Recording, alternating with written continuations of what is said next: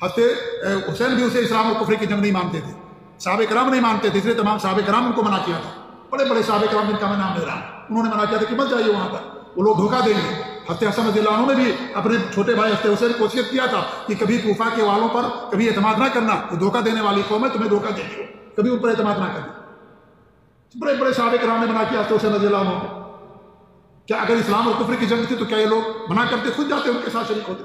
جب راستے میں معلوم پڑا حضرت حسین رضی اللہ عنہ کو کہ بھائی مسلم بن عقیل قتل کر دیا گیا اور جب انہیں خط ملا، پیغام پہنچا، تو راستے سے واپس ہونا چاہ رہے تھے.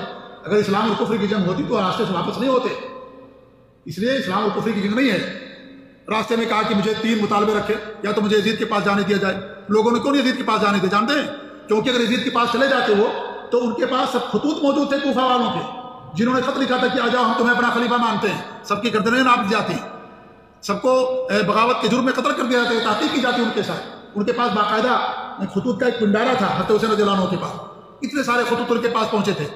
جیسے آج نہیں ہوتا ہے کہ جو ہے حکومت ریفرنڈم کرتی ہے، اب سارے لوگ خطوط لکھتے ہیں صدر کے پاس یا چیف جسٹس کے پاس، کوئی قانون آنے والا ہوتا ہے کہ سارے لوگ خط لکھتے ہیں ان کے پاس کہ ہم یہ نہیں چاہتے. ایسے لوگوں نے خط لکھا تھا حضرت حسین رضی اللہ عنہ کے پاس.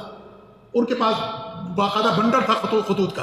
اس لیے حضرت حسین نے کہا 3 ان کو مطالبہ کیا، مجھے یزید کے پاس جانے دو. اگر یزید کافر تھا اور یہ مسلمان نہیں تھا، اور ڈاکو تھا، زانی تھا اور شرابی تھا نعوذ باللہ جیسا کہ لوگ کہتے ہیں، تو کیوں حضرت حسین ان کے پاس جانے کے لیے تیار تھے کہ جا کر کے ان کے ہاتھ پر بیعت کر لوں گا؟ حضرت حسین کیا باقاعدہ انہوں نے کہا کہ مجھے جانا تھا ان کے پاس.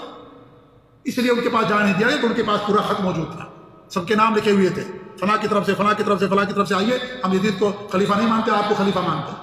اس لیے نہیں جانے دیا کہ جائیں گے تو خط دکھا دیں گے، پھر جو ہیں کوفہ کے لوگ سب کی گردنیں ناپی جائیں گی اور سب کو سولی کے پھانسی پر اٹکا دیا جائے گا، قتل کر دیا جائے گا.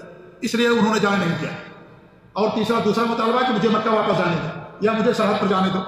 مطالبہ تسلیم کر لیا گیا، لیکن یہ سب اللہ تعالیٰ کی طرف سے مقدر تھا کہ ان کے شہادت کا درجہ ملے گا. حضرت عمر بن سعد بن ابی وقاص جو مبشر بالجنہ ہے، جن کو جنت کی بشارت دی گئی، ان کے بیٹے عمر بن سعد جو کمانڈر تھے، یہ عبداللہ یزید کی طرف سے وہ کمانڈر تھے باقاعدہ.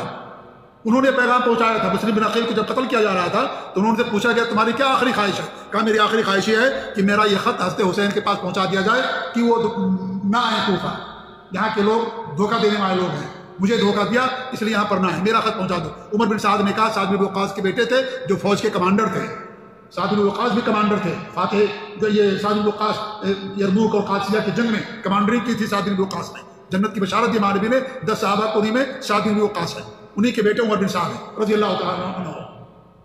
تو انہوں نے کہا کہ میں آپ تک پیغام پہنچا دوں گا.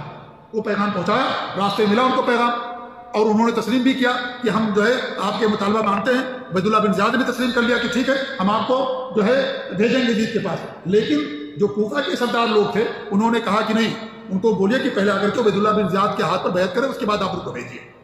یہی بات حضرت حسین کو گوارا نہیں تھی. انہوں نے کہا کہ نہیں، میں یزید کے پاس جاؤں گا، اس کے ہاتھ پر بیعت کروں گا، لیکن عبید اللہ بن زیاد کے ہاتھ پر بیعت نہیں کر سکتا.